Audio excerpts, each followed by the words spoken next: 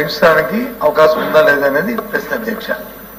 దయచేసి మంత్రి గారిని, మీ ద్వారా మంత్రి గారిని నేను అంగన్వాడీ కార్యకర్త అందరి తరఫున నేను రిక్వెస్ట్ చేస్తుంది అధ్యక్ష, సభ ద్వారా నేను కోరుతుంది అధ్యక్ష. ఈ ఎన్నికలకి, సాధారణ ఎన్నికలకు ముందు అంగన్వాడీలో ఒక స్ట్రైక్ చేశారు అధ్యక్ష. వాళ్ళందరూ ఉద్యమానికి వెళ్ళారు అధ్యక్ష. దాంట్లో అంగన్వాడీకి ప్రభుత్వానికి మధ్యని ఒక ఒప్పందం జరిగింది అధ్యక్ష. మీ విధానం, ఇప్పుడు వచ్చిన ప్రభుత్వ విధానం ఏ విధానం ఉంటుందో అదే ప్రభుత్వం తాలూకా ఇష్టం అధ్యక్ష. అయినప్పటికీ కూడా మీరు ఒకసారి ఆ అంగన్వాడీతో జరిగిన ఏదైతే ఒప్పందం జరిగిందో ఒప్పందం ఒకసారి త్రూ అయిన తర్వాత అందులో వాస్తవంగా వారికి మా ప్రభుత్వానికి ఇబ్బంది అంశాలు అయితే మీరు దాన్ని మళ్ళీ మార్పులు చేసుకుంది.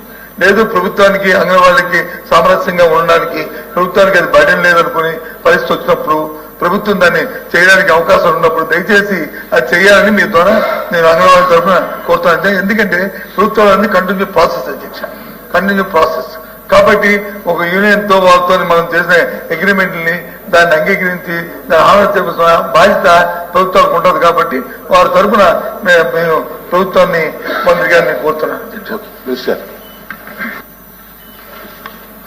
అధ్యక్ష, నేను సింపుల్ గా చెప్పాలి అనుకోలేదు అధ్యక్ష, సూటిగా చెప్పాలి అనుకున్నాను. మొత్తం చెప్పమంటే మొత్తం ఇప్పుడు ఒక గంట సేపు చెప్తాను అధ్యక్ష, నాకేం అభ్యంతరం లేదు.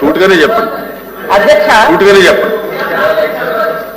అధ్యక్ష ఏంటంటే అక్కడ ప్రశ్నలు 4 ఉన్నాయి అధ్యక్ష. ప్రతిపాదన ఉందా అంటే ఉంది అని చెప్పాను అధ్యక్ష. ఇప్పుడు మొత్తం వివరంగా విపులంగా చక్కగా చెప్తాను అధ్యక్ష.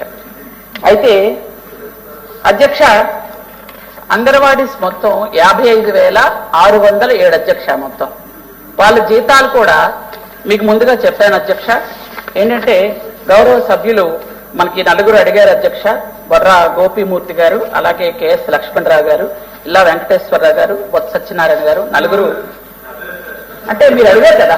అడగరా అంటే పాత ఒప్పందంలో ఏదో చేస్తూ మార్పు ఉంటే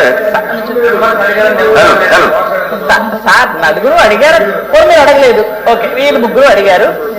అయితే సార్ అందువలన ఈ 4 ప్రశ్నలకి సమాధానం ఏంటంటే, ఈరోజు గత ప్రభుత్వంలో జగన్మోహన్ రెడ్డి గారు పాదయాత్ర చేసేటప్పుడు మేము జీతం పెంచుతాము అని ఆ రోజు అంగన్వాడీస్ మాట ఇవ్వడం జరిగింది.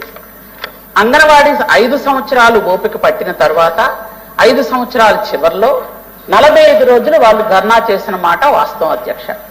45 రోజులు వాళ్ళు ధర్నా చేసేటప్పుడు గ్రాడ్యుయేటీ చేయాలి అని, మట్టి ఖర్చులకు డబ్బులు ఇవ్వాలి అని, మినీ అంగన్వాడీ సెంటర్స్ ని మెయిన్ అంగన్వాడీ సెంటర్స్ గా మార్చాలని, జీతాలు పెంచాలని, అంగన్వాడీ ఏదైతే మనం అంగన్వాడీ వర్కర్స్ అంటున్నామో అది టీచర్స్ గా ఒక గౌరవప్రదంగా పేరు మార్చాలని, ఇట్లాంటి కొన్ని ఒక 10 రకాల కోరికలు కోరి వాళ్ళు చేశారు అధ్యక్ష.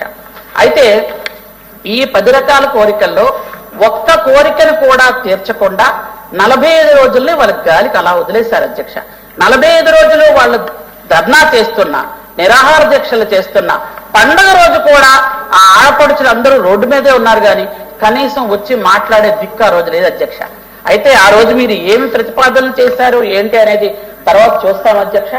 కానీ గౌరవ ముఖ్యమంత్రి వర్యులు నారా చంద్రబాబు నాయుడు గారు వచ్చిన తర్వాత, ఇంతకు పూర్వం కూడా మాన్యశ్రీ ముఖ్యమంత్రి వర్యులు నారా చంద్రబాబు నాయుడు గారు 3వసారి ముఖ్యమంత్రి అయ్యేటప్పుడు కూడా ఆ రోజు 4,200 రూపాయల జీతం ఉంటే